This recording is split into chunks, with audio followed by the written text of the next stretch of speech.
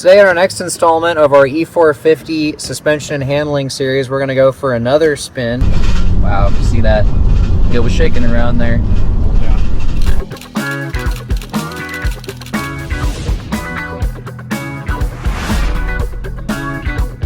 Got my Uncle John here with me again. What's one of the main things you noticed last time when we drove this coach? Well, one of the real prominent things was the pretty hard pull to the left, and the steering wheel actually kind of was moving that direction too, so we thought maybe we would try swapping the tires side to side to see if that would do anything for it. Yep, and we did actually go ahead and do that, and sure enough, you're right, it is tracking fairly straight now. You still feel a little bit of a weird movement in the wheel, which we'll feel for that when we're driving it. We did also add some weight to it, so when we first got this thing, it was pretty much empty when we've got our weights. So we were about 8,800 pounds on the back axle initially. That was with about a quarter of a tank of gas. So we've got a full tank of gas now, added 300 pounds on the scale. So then we went ahead and actually added more ballast. So we added another 600 pounds on top of that, mainly in that back compartment, which kind of the way this thing is set up, most of all your storage is in the back. Big compartment. We did also notice it rode really harsh as well too, so it may ride a little better having some weight in the back of it, but handling could be not as good either. And I did drive it yesterday before we put the weight in, but after the tires had been swapped, and I noticed some differences there, both good and bad. But we'll talk about that some more when we hit the road. So, all right, let's get to it.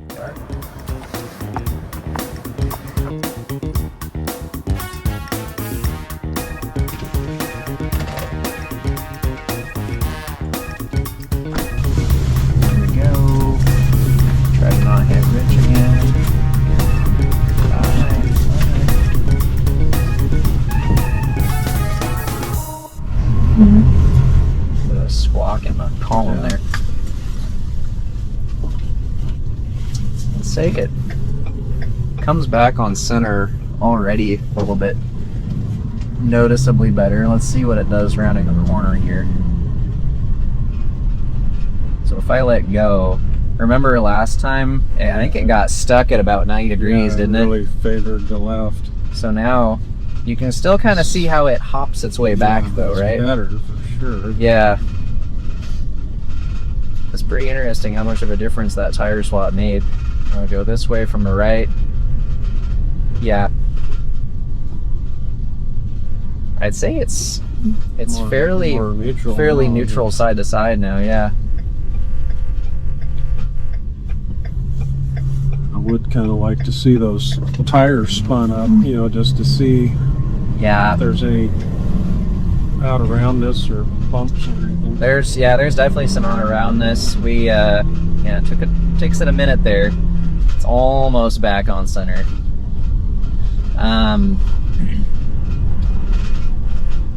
Yeah, when we inspected it after we drove it last week, on the right front there was a definite hop to it. I suppose I could go as long as nobody's doing a U-turn.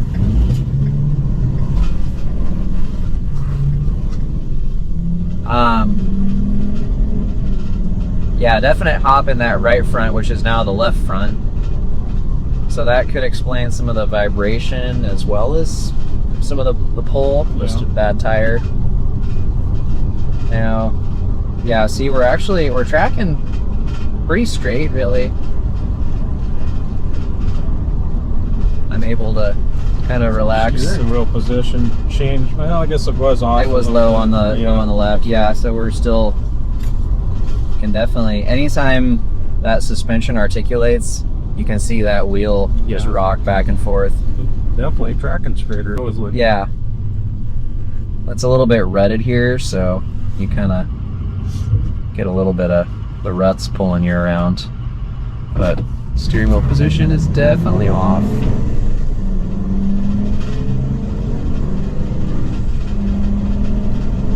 You notice a little more play now?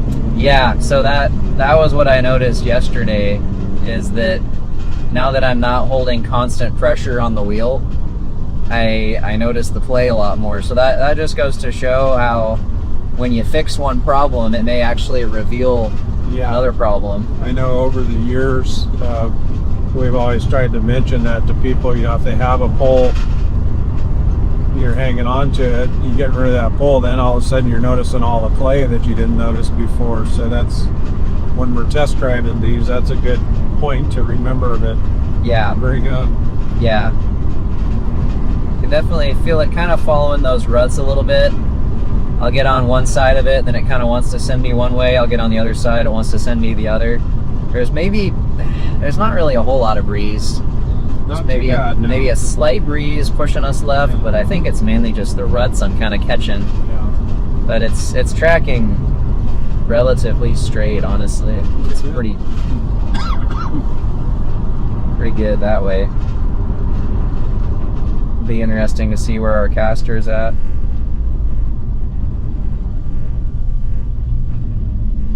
Was there any loose front end parts on it? Yeah, our tie rod ends looked okay. We actually had a little bit of side play in the sector shaft though, which only 30, not even 33,000 miles on this thing, but that's, I think I can feel that little bit of play on center.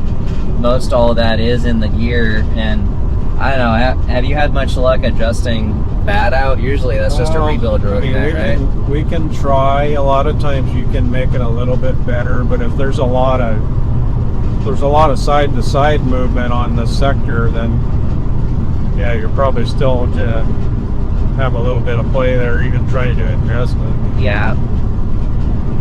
So yeah, at some point we may be looking at doing a rebuild on the steering gear on this thing. Probably will be a few steps down the line though. Yeah. So yeah, I can keep it tracking straight with relatively minimal correction. You just kind of have to anticipate those ruts. It's really, you really notice the rut tracking a lot more, and then yeah, I can definitely feel that play on center more. Once we get to a more uneven road surface too, I think I'm probably going to notice the bump steer a bit more too. Right, yeah. So I wonder how much that changed our, oh yeah, even right there, that little bump, I could feel the wheel kind of kick right a little bit. A lot of feedback in the steering on these things. Yeah, on that back section of road, you could really see the steering as the suspension starts moving. Yeah. Now, do you feel, we felt a little bit of vibration. I think I can still kind of feel it. You think it would be actually worse for me because I've moved it, we've moved that bad tire to my side. I can feel something there. I'd say it's not a, feels pretty similar, I think, to what it did the other day. yeah.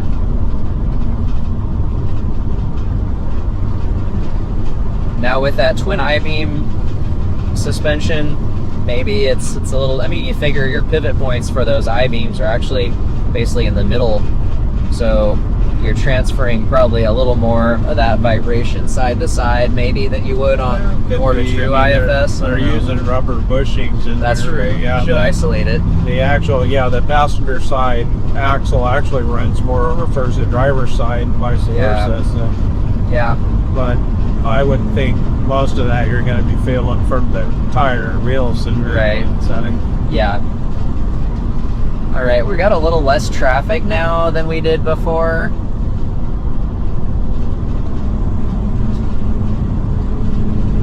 Well, maybe I think I'll just go ahead and let this person pass me. I would like to do a lane change, but I'm going to let them go first.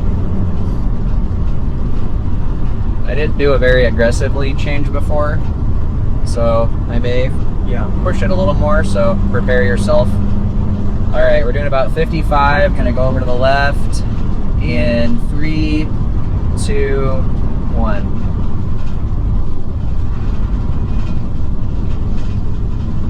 Yeah, I mean, I think you could probably feel that weight in the back a little bit more, pushing it around. Definitely have some sway there. Yeah, some sway. The airbags, we checked, they were about 60 pounds. 60 pounds. Yeah. So that they're electronically controlled 60 pounds. So that is kind of an interesting thing to consider, that it's programmed to maintain that same pressure. Well, if your temperature increases, naturally that's going to increase your pressure. That would actually cause it to let air out at a higher temperature. Okay, now I'm feeling a little more vibration there. Yeah, you can kind of feel something there now.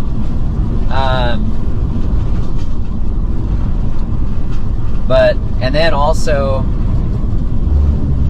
if, let's say you're running 60 pounds and you add more weight in the back, that's going to tend to compress those bags.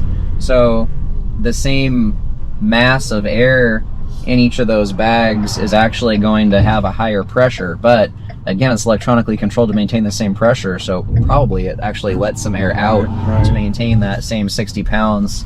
So the electronic control is nice, but it could have some limitations where you may actually want to increase your pressure when you're running more weight, for multiple reasons. So now we'll see how that steering acts. The left here, about 45 through here. Okay, there. See how that wheel rocks around. It's funny. It kind of just follows the curve of the road. As it banks to the right, the steering wants to go over that way more. Yeah. Start getting into this section of the road, you'll see that rail start riveting a little bit. Yeah. Still a pretty firm ride, even with all the weight added. Yeah, I don't know how much it smoothed us out. Maybe a little bit. There's one spot in particular that I'm interested to see how it feels on the back road. I'll let you take it down that back road again like we did before.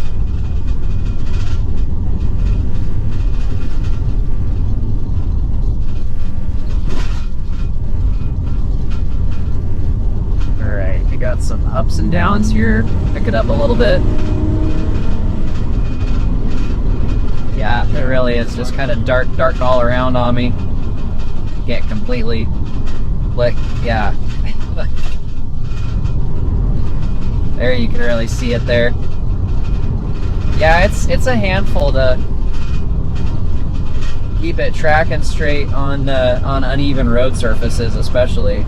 You think of like this kind of road, driving down the coast, right? How much your steering is going to be all over the place, not to mention all the bounce, because you definitely do get some bounce this way. Yeah, good shocks are really critical on Flint Highview that limit that amount of movement. Yeah.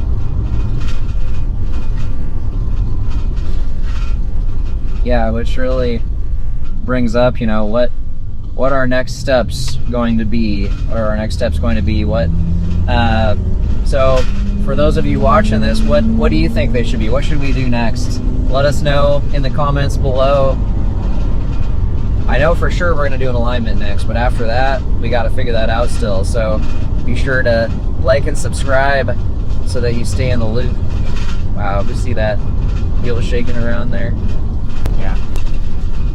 If you weren't used to driving one of these things, you'd be like, man, the thing has a mind of its own. Safety Plus steering control really seems to help these too. Yeah. Yeah, that better return to center, the damping force, damping out, all that. It does have a factory damper. We're not really sure how effective it's working. It's probably original, so that's adding a little bit to dampen out that bump steer. Not doing anything for your return to center though. In fact, it's actually making that worse. That's what really sets a Safety Plus apart. Yeah, this particular one would be 140 pounds of centering pressure, so that really helps with the bump steer, the ruts, and passing vehicles, things like that. Yeah.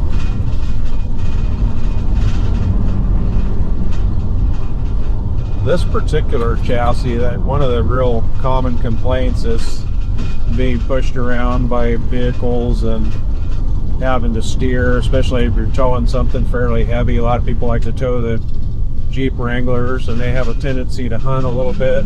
So Yeah. the rear track bar in the same bus pretty popular. Yeah. Yeah, the tow rating on this thing, it's actually, I think it's like 7,500 pounds, so Yeah. I don't think I would want to tow 7,500 pounds with it. That'd be That'd be kind of a That'd be lot. pushing it a little Be bit. pushing it, yeah. And then, yeah, the wind, you bring up a good point there, that we don't really have a great spot around here to get those sudden gusts and crosswinds on our test course. pretty well protected in the mountains too from all Yep, that. yep. But Okay, all so right, we'll need I that. will let you. Yeah, I'll let you take it from here. Yeah, there he goes. QR career. Yep.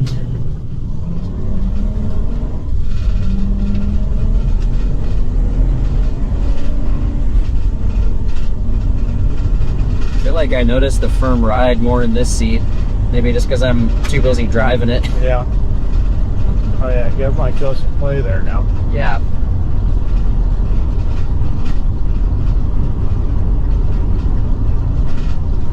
No, this section runs pretty good. It's got some pretty good bit of whip-you-do, man. Yeah.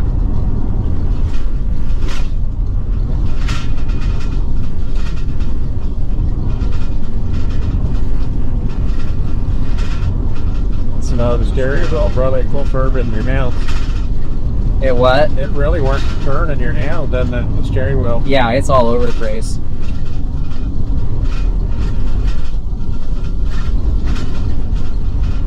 How much do you think some more caster will help it not follow, not, you know, shoot off in every Right. direction?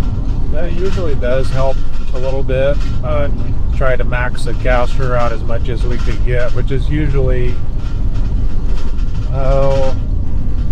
probably lucky to get 5 positive on the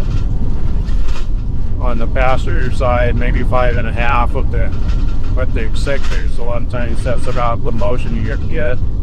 Yeah. And then on the driver's side, you back off just a little bit from that to give you a little bit of a road turn. Very harsh sheet snow. Yeah, that wasn't butter. But man, Yeah. that spot always gets you. But there's a lot of, they're getting a lot of shakes, rattles, vibration.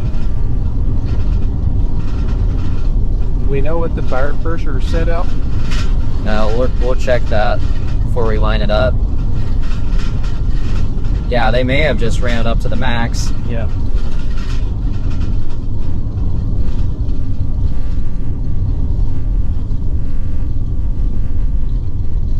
Yeah, I'm really interested to see what the FSDs do for a lot of that vibration.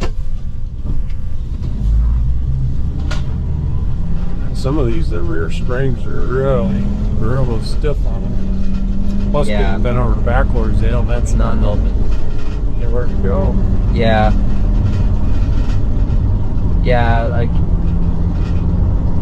on a shorter one, I would think, wow, definitely a little bit of bounce through there. If the wheelbase was shorter on this thing, I think I said it last time, if that it would definitely drive a lot worse there. Yeah. If that longer wheelbase really is helping it out. But I think that maybe is making us not get quite as much harshness off the back as we would if it were shorter.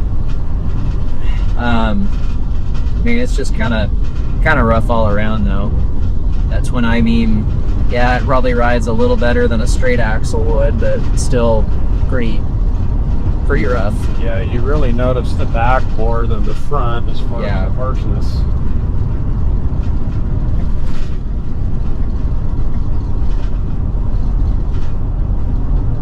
Yeah, compared to a normal independent short long arm suspension though, let's say it's probably going to be a little harsher because you've got more unsprung mass with the twin I-beam. You know, you've got the whole mass of that cast iron compared to Right. just you know, small control arms. Like a little bit of shake in the wheel when I hit the brake there too. To try that again and see if maybe